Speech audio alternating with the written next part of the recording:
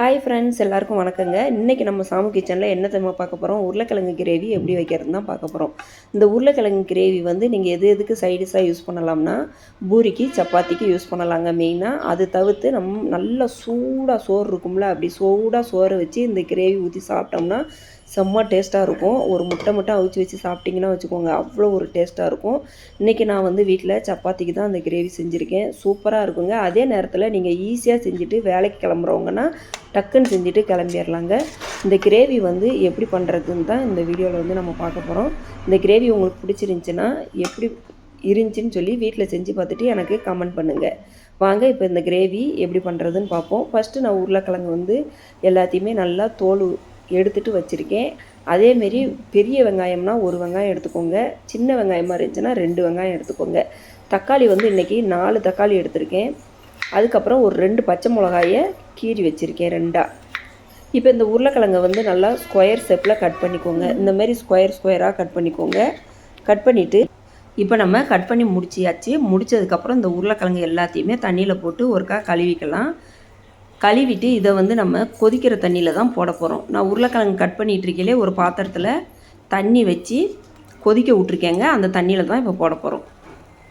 இப்போ பாருங்கள், இந்த கழுவுன உருளைக்கிழங்கு எடுத்து இந்த கொதிக்கிற தண்ணியில் ஒரு 3 நிமிஷத்துக்கு நல்லா வேக விட்டுருங்க.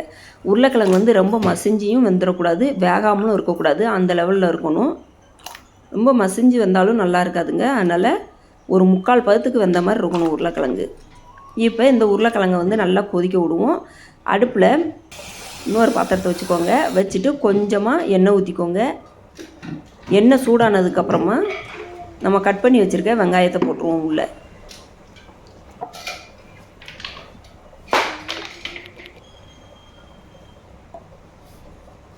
இப்போ இந்த வெங்காயம் ரொம்ப வதங்கணும்னு இல்லைங்க, ஒரு கண்ணாடி பதத்துக்கு வதங்கினாலே போதும். ரொம்பலாம் நமக்கு அந்த ப்ரௌன் கலரில் போகணுன்னு அவசியம் இல்லை, கண்ணாடி பதத்துக்கு வந்தாலே போதும். வெங்காயத்தை நல்லா கிளறி விட்டுருங்க. கிளறி விட்டதுக்கப்புறம் நம்ம கட் பண்ணி வச்சுருக்க 4 தக்காளி நல்லா பெரிய பெரிய தக்காளியாக தாங்க எடுத்து வச்சுருக்கேன். 4 தக்காளி எடுத்துக்கோங்க. அதேமாரி நல்லா பழுத்த தக்காளியும் எடுத்துக்கோங்க, கிரேவி சூப்பராக இருக்கும். இப்போ வெங்காயம் ஓரளவுக்கு கண்ணாடி பதத்துக்கு வந்துட்டு இந்த நேரத்தில் நம்ம தக்காளியை உள்ளே போட்டுடலாம். உங்களுக்கு வீட்டில் எத்தனை பேர் இருக்காங்களோ அதுக்கு ஏற்ற மாதிரி நீங்கள் தக்காளி வெங்காயத்தை யூஸ் பண்ணிக்கோங்க. இப்போ நான் 4 பேர்த்துக்கு ஏற்ற மாதிரி நான் இந்த கிரேவி வைக்கேன். உங்களுக்கு எத்தனை பேருக்கு வேணுமோ அதுக்கு ஏற்ற மாதிரி நீங்கள் அதிகப்படுத்திக்கோங்க. இப்போ இதில் கொஞ்சமாக உப்பு போட்டிங்கன்னா தக்காளி சூப்பராக கொஞ்சம் வெந்து வரும் சீக்கிரமே, அதனால் உப்பு போட்டிருக்கேன். இப்போ இதை நல்லா கிளறி விட்டுட்டு இந்த அளவுக்கு வெந்தாலே போதும். உங்களுக்கு ரொம்ப மசிஞ்சு வெந்து வரணும்னு அவசியம் இல்லைங்க, இந்த அளவுக்கு வந்தாலே போதும். இப்போ இதை ஆற வச்சிடலாம். இப்போ உருளைக்கிழங்கு நல்லா கொதித்து வந்துட்டு பாருங்கள். இப்போ இந்த உருளைக்கிழங்கு வெந்துட்டா இல்லையான்னு சொல்லி நம்ம செக் பண்ணிடலாம். இப்போ நான் உடைக்கையில் எப்படி வருதோ அந்த பதத்துக்கு இருந்தால் போதுங்க, அதுக்கு மேலே நீங்கள் உருளைக்கிழங்கு வேக விட வேண்டாம். பார்த்திங்களா, இந்த அளவுக்கு இருந்தாலே போதும், ரொம்ப மசிஞ்சு வேகக்கூடாது.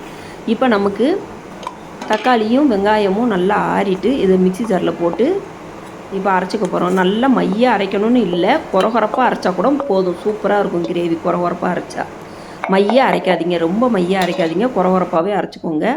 இப்போ இந்த சட்டியில் இருக்கிற மசாலையும் நல்லா கழுவி மிக்ஸி ஜாரில் ஊற்றிடலாம். ஊற்றிட்டு இப்போ இதை அரைச்சி ரெடி பண்ணிடலாம்.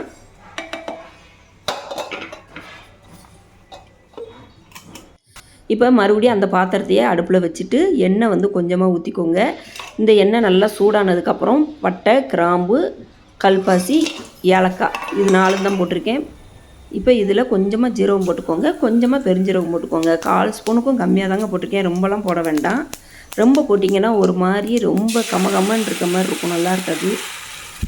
இப்போ இதில் அரைச்சி வச்சுருக்க வெங்காயம் தக்காளி 2ஐயும் ஊற்றிட்டு தண்ணி ஊற்றி மிக்ஸி ஜாரையும் அலசி ஊற்றிடுங்க. இப்போ இதோட நம்ம கீறி வச்சுருக்க 2 பச்சை மிளகா, கொஞ்சமாக கருவேப்பிலை.